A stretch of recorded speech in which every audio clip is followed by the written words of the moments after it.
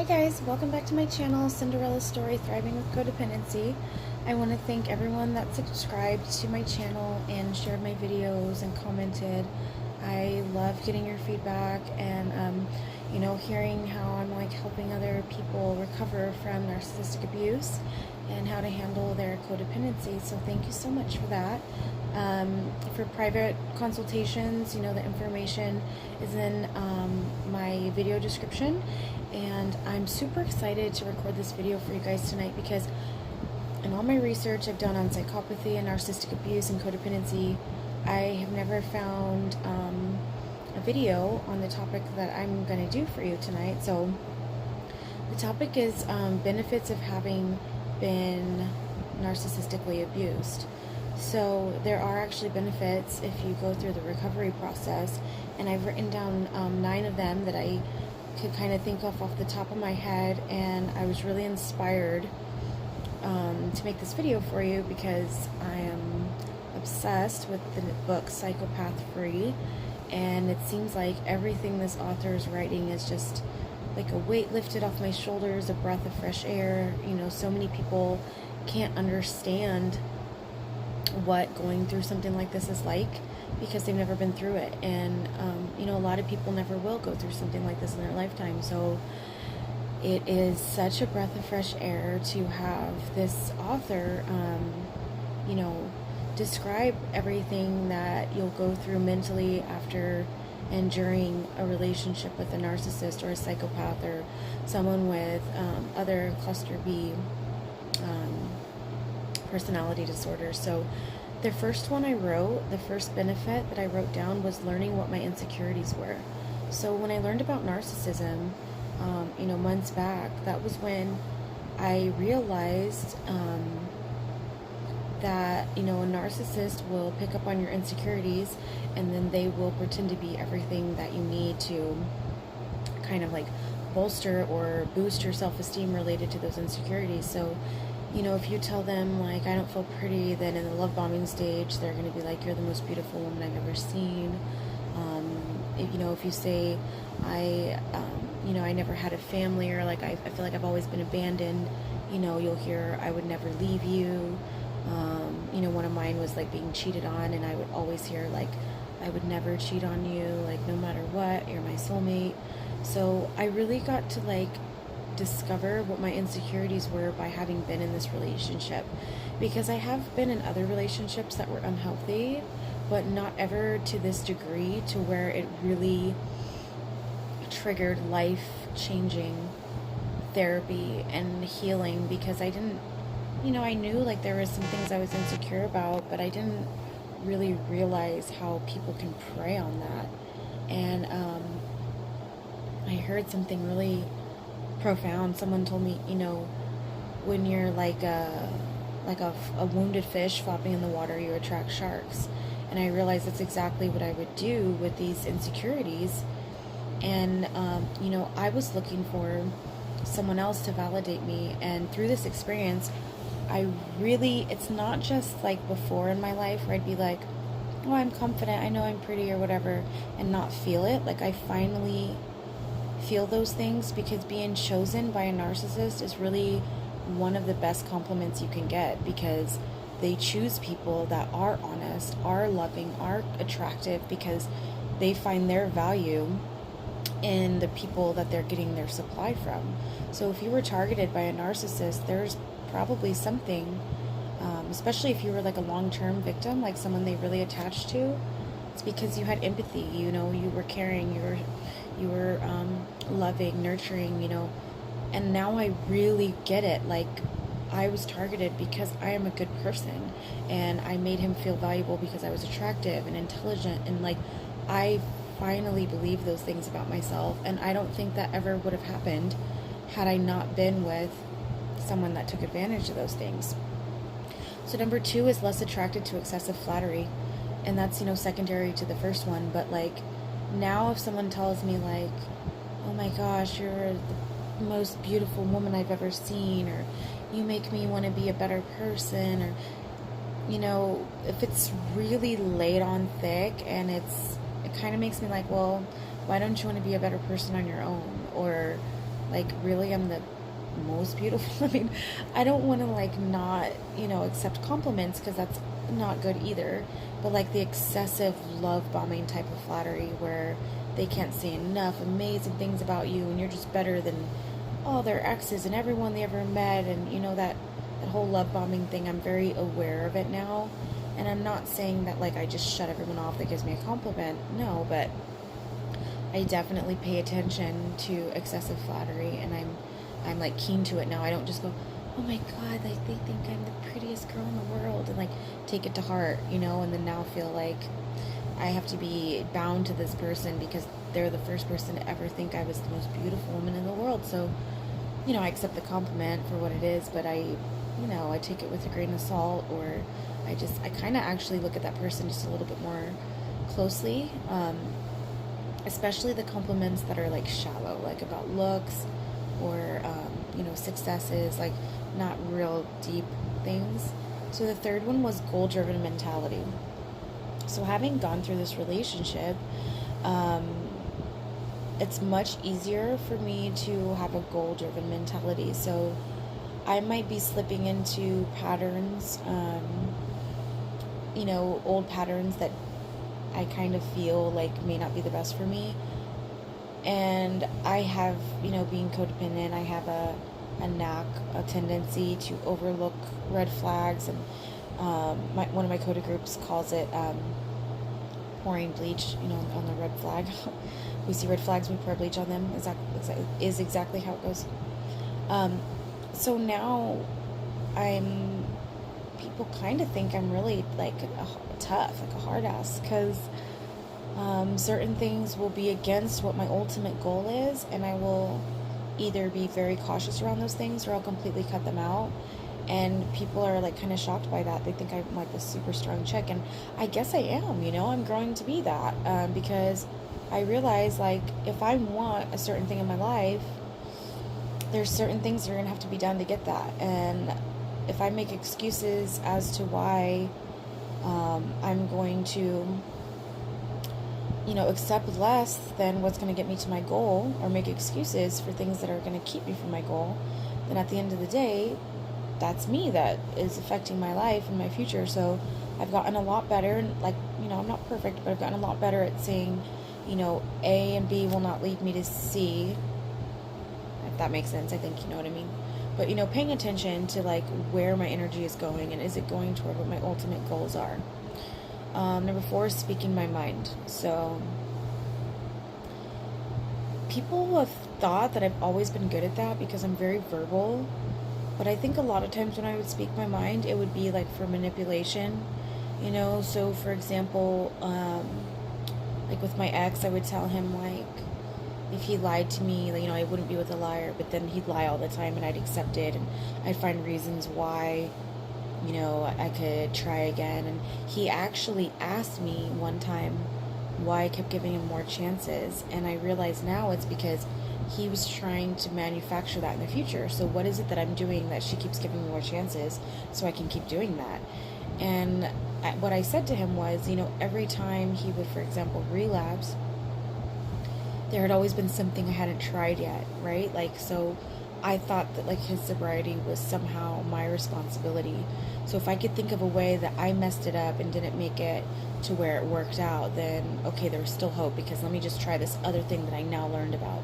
So I took responsibility for a lot of his actions in sobriety. So he was trying to actually, like, continue to manufacture that by asking me that question. Like, everything with the narcissist is calculated, and I didn't realize that at the time. But so now when I speak my mind, it's not to get a reaction out of the other person or prevent anything.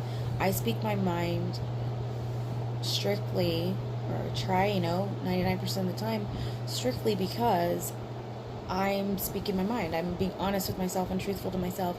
So instead of saying something like, I don't like to be lied to, now I can say, like, I had a tendency of accepting people in my life that lied to me, and now I'm working on that. And so if someone lies to me now, It's not going to get as far as it did before, I don't think, because I'm really aware of that and paying attention to that. So even if I really care about you and want it to work out and want you in my life, there's a good chance that, that's not going to continue because I have to have that boundary. So there's just a difference in the communication, what the goal is. My goal now is not to keep people close to me, because I've realized that if a person knows what my boundaries are and they choose to violate them, that's not my choice, that's their choice.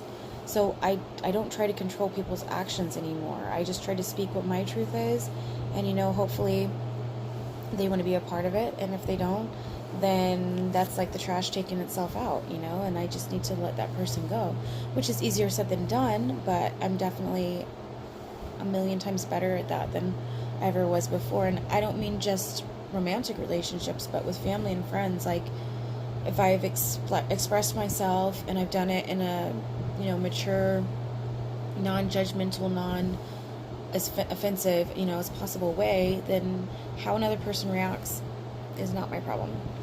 So the next one is realizing other people's problems are not mine, which is part of self-worth. So like I said before, like when my ex would relapse, I would think about like how whatever I did wasn't working, to keep him sober. And like, it's so weird looking back on the things that I thought and did, because it's like I've grown so much, and like, how did I ever even think that? But I know I was also, under a lot of psychological attack from my abusers, so my mind really didn't think clearly. But when I would see people struggling, like, let's say I hadn't paid my electric bill yet, and I had exactly the amount of money for my electric bill, but my friend was short on their rent, like, I would think like, oh, my electric bill can wait, let me just help this friend out here. And every situation's different, but I've come to find that a lot of people that have, these types of issues, they're reoccurring issues because, they're choosing to go out and party, every week, 3 weeks before, and so that's why they don't have money. It's not because, like, their child got sick and they had to buy some expensive medication. Usually it's not the case. Usually it's a lifestyle choice that they're making. So I had to realize that, like, if I'm making good lifestyle choices, why am I going to, make myself suffer financially for a person that's basically throwing away money? And then when I give them money, that's technically them now throwing away my money because they didn't choose to be responsible with theirs before. So, I give when I'm able to give, but I don't give to the point of sacrificing myself. Or if I see that I'm doing that, I rein in on it pretty quickly, because it's like my nature to do that, I feel like, well, this person needs it more than me right now. But in reality, like, who's coming along and paying my bills? Nobody. So, recognizing other people's problems are their own and not mine, and knowing my self-worth, that was number 5 for me. So number 6, one of the benefits that I gained by having gone through a narcissistic abusive relationship was being able to differentiate between people's words and actions. So one of my friends did a video on this recently too, where she was saying, like, she's a word person, she loves the English language, and that words would really, like, wrap her up. And I'm much the same way. Like, I love literature, and just hearing someone tell you that you're the most beautiful person in the world and they'll never leave your side, and that they're going to love you forever, and you're going to be, on rocking chairs on the porch when you're 70 years old, like, that would touch me. That was all I ever wanted to hear, in my life. And so I fell for that, hook, line, and sinker. And now, like, I like it when I hear things like that, that are like everything you want to hear. But it's like, it doesn't even, I don't want to say I don't appreciate it, because that's not true. Like, I believe, a lot of people say things that they mean in the moment, and, that can be fleeting. Our feelings, emotions can be fleeting. But I've gotten really good at, or at least way better. I feel like it's good, but who knows how much better I can get. But, I feel like I'm really good at saying, okay, well, they're saying this, but what do their actions say? And, there's people in my life that I love them, and I love them being in my life. But if they're saying something and it's not adding up, like, I'm quick to speak my truth and be like, hey, you said this, but you're doing this. And so for me, You're not showing me that you really meant what you said. And I love that. Like, I never was able to do that. I had that cognitive dissonance, where the person's saying this, but in reality it's this, and I would have horrible anxiety, and I just would think, like, am I crazy? Is, like, I thought, if a person, says they want to be with you for the rest of their life and they love you, why would they be talking to other women in an intimate, secret conversation? It didn't make sense to me. And I realized it didn't make sense now because it doesn't make sense because it's not true. So, wow, like, life changer right there. So, number 7 is not being attracted to victims. So because I saw myself as a victim, which I didn't even think of it that way, but I did, I wanted someone to come along and save me and make me feel worthwhile and valued. And so when I would see someone else hurting, I was attracted to that. If they had these sad stories about how their parents never loved them and how this and that, and that's why, they have a drug problem, and that's why they can't, maintain a relationship, like, I would be like, I will just love them enough that I will heal them, and then once I heal them, they're going to be so devoted to me, and they're going to love me back, and then I'm going to get healed, and everything's going to be great. No, girl. Or boy, whatever, but talking to myself, no, girl.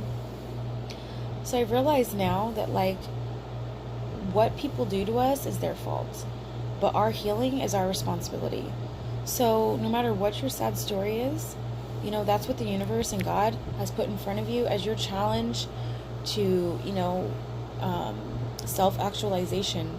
And no matter what somebody else does, like, yes, it is normal to go through pain and suffering from what you've been through, but you still have a responsibility to find the good, find wisdom, find where to put your value, what to believe in, because, when you know better, you can do better. And what a gift, what a gift that is. So that was number 7. Number 8, seeking much needed therapy for deep-rooted issues. So I'd been in therapy in and out of my life, but I'd said in, like, a previous video that I never really knew that I was a victim of narcissistic abuse or codependent. I just would handle, like, the individual issues that I would come across. But this is the first time in my life I actually learned what codependency was and why I was attracting the same type of people, and actual steps to, heal that part of me.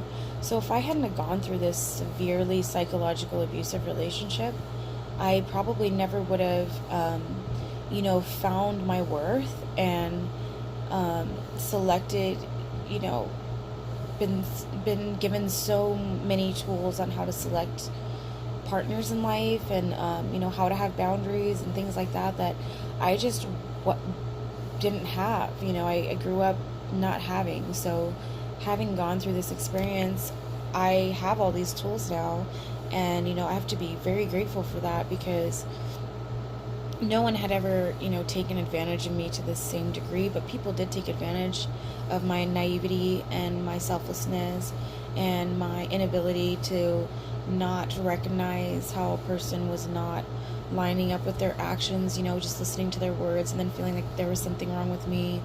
So from going to therapy, because I was trying to mend this relationship and figure out what was wrong with me, I was able to discover there was nothing wrong with me other than the fact that my self-worth was low and I was accepting treatment that I shouldn't have.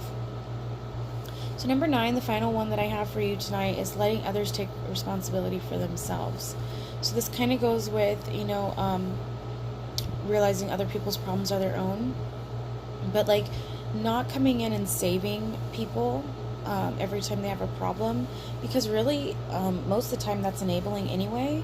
So I try to support my friends and my family and, whoever's in my life, mostly by listening, giving them open-ended questions so they can solve their own problems, maybe different perspectives for them to look at, but not coming in and, fixing their problem or telling them how they should do it, because, even if I have, like, the best advice, it might be what was best for me, but not for them. So I really try to tell people, what do you think is best for you to do, and just be like a sounding board and not step in and take over other people's responsibilities. So these are all things that I've learned just from having gone through this horrific experience.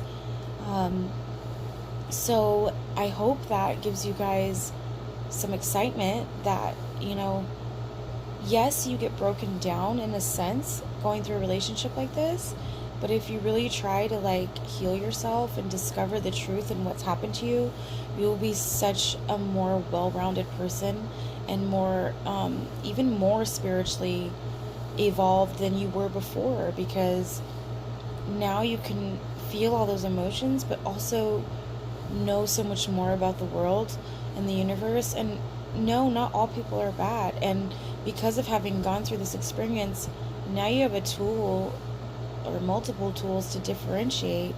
And now, instead of like that childlike innocence of, putting your faith and trust in everyone, you can put your faith and trust in things that have merit, that you've tested, because you have tools and you can differentiate and you can help others learn to differentiate. And my anxiety is so much better than it's been for as long as I can remember, because I'm able to, most of my anxiety came from things that should have been causing me anxiety. I just didn't know how to manage them.